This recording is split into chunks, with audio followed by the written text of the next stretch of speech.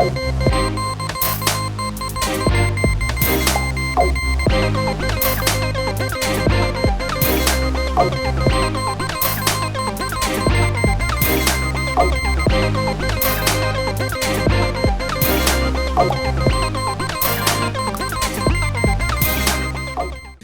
back to the Celtics side of things, we talked a lot about the Mavericks and their adjustments. The Celtics played phenomenal, lower the turnovers, cut those down. And the only other question I have is, should you start Porzingis now? Bringing him off the bench clearly provided a jolt to the offense. It got them out to that 20-plus lead by the end of the first. What do you think, man? Should they bring Porzingis off the bench or should they start him for game 2? I say they bring him off the bench, and part of it, I think this plays a factor into it too. Rest in peace to the great Bill Walton. He was honored before the game. They had the Walton shirts on for warm up, and if you remember, obviously he was one of the legends for the Portland Trailblazers, but he also played a role with the Celtics as a sixth man. And I feel like Porzingis took on that role of like the Walton coming in and bringing that energy, you know what I mean? Yeah. So on top of that, just like the pure basketball aspect, Porzingis coming off this injury, got a lot of rest, and he was able to give you 20 points in 21 minutes. He's been itching to get back to the court, and he did his thing. I think that this is unless things just drastically change, you don't change this because he's effective. I think you kind of like keep him a little bit safer. You can reserve him for later down the line, fourth quarter or later in the series where he can play extended minutes. By just bringing him off the bench. Let the game come to him. Let him come in, get his reps, do his thing, take him out, and you keep things consistent with Al Horford. I don't think Al is gonna care regardless of starting or not, but it worked for him in this game. Let's keep it rolling, and you need some depth on the bench anyway if you're Boston.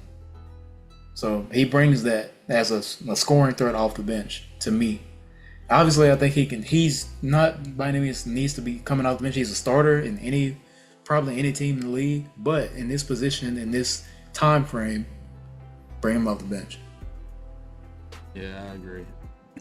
I believe at least for game 2, bring him off the bench because again, he is still returning from injury. Although he looked great, he still did only play 21 minutes. I don't believe there was a minutes restriction for him in game 1, but you still need to be careful about how you bring him back. And my thing is it's working, don't mess it up, keep it going. So that's my thing. Keep bringing him off the bench. I agree with what you said. Gets you some extra scoring power off the bench. I agree. And other than that, I don't really have any other adjustments for them, but to be prepared, because this Mavericks team is not easy to deal with. And if you're the Mavericks, you're encouraged by the fact, like, hey, we lose game 1s all the time. We want them to come back out. But game 2 and win. Think about the series against the Celtics. Not the Celtics, but the Clippers. Series against OKC. Same thing has happened. So, if you're a Mavericks fan, you should be confident in that. And same old, business as usual is their mindset. But Celtics need to have the mindset, we need to protect our own court. This is what we need to do if we want to potentially see a game 7, on our floor. So, man. Before it gets you go ahead. Oh, I agree with you, man. I think that the Celtics need to just keep that same mindset of protect home court. Let's come out, get things done while we can early. They'll be fine. But on the Maverick side, like you said, stay encouraged because it's not like you haven't been in this situation before. And if you think about the last time the Celtics were in the finals in 2022, they won game 1 then, but we know the result. Oh, man. I need to go. So going back on this comment with Jason Kidd, I'm going to go back a little bit. I just saw on my feed, man. This is from SportsCenter. So, okay. Drew Holiday reacted to Jason Kidd's comment, bro, and he said, "I don't think he's lying." Oh. I don't know if this is true. You know, sometimes SportsCenter picks up like false stuff from these other pages and stuff. But apparently, this is what Drew said on the Sirius broadcast. But you know, and things could be taken out of context too. I just want to say that I don't know the full quote from Drew Holiday, but bro,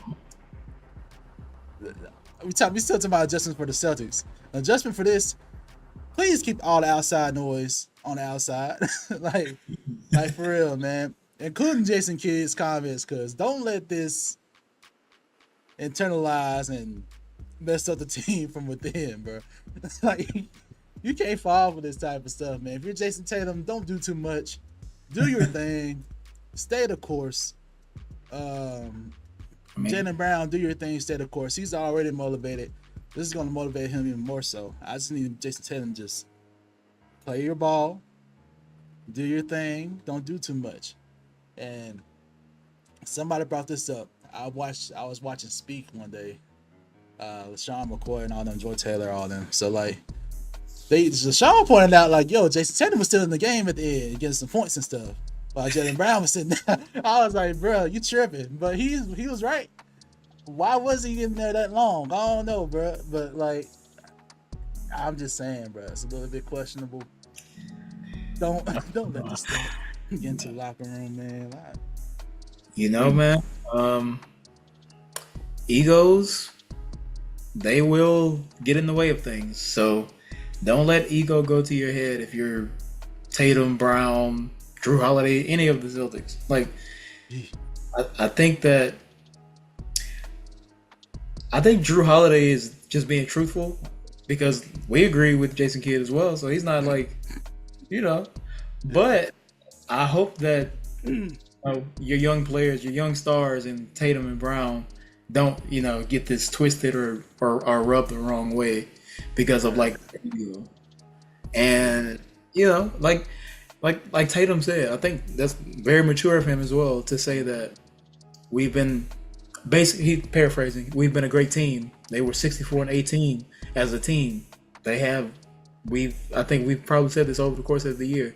One of the best starting lineups in the league, probably the best at this point. They're in the finals. So stay the course, bro. Don't really tune into the other stuff. But I love this from Jason Kidd. Like, I want more. So because I'm also rooting for the Mavericks, I want Jason Kidd to just go into their heads as much as he can. Yeah, this is such a smart tactic by Jason Kidd, bro. I'm like, love it, bro. This is this is wild. That's part of the game, bro. It's not just the, all right, can you slide your feet, make a jump shot. It's the, can you outthink me? Can you stay focused? Can you not get upset when I say something that triggers you? Like, that's the fun. That's the real fun part of it, for real, bro.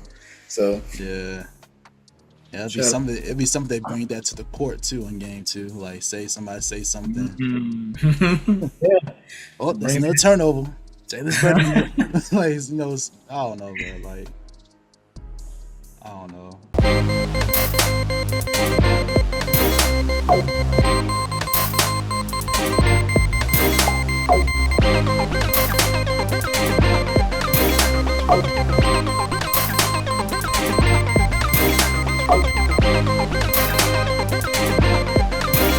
Oh.